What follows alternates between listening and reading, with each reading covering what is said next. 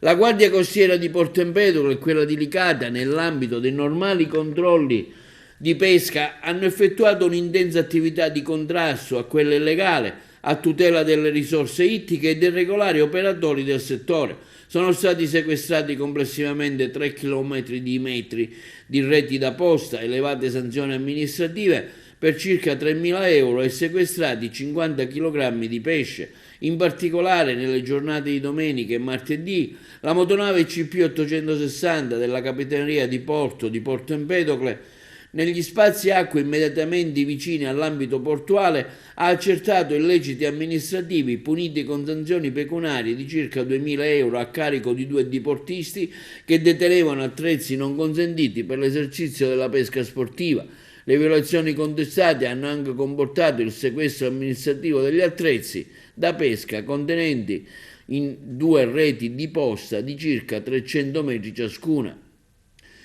Nello scorso 19 febbraio a Marina di Palma, nel comune di Palma di Montechiaro, personale dell'ufficio circondariale marittimo ha accertato che un pescatore non professionale utilizzava attrezzi non consentiti per la pesca, elevando una sanzione amministrativa di circa 1.000 euro. È stato operato anche con l'occasione il sequestro amministrativo di 7 kg di prodotto ittico e dell'attrezza di pesca e di una rete tipo tremaglio della lunghezza di 2.500 euro.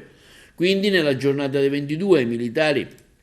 della Guardia Costiera di Licata, sempre a Marina di Palma, hanno sequestrato circa 40 kg di pescato a un diportista che stava sbarcando il prodotto ittico illegalmente prelevato nel corso di una battuta di pesca notturna effettuata con un natante da diporto. Il prodotto ittico sequestrato, quasi esclusivamente seppie,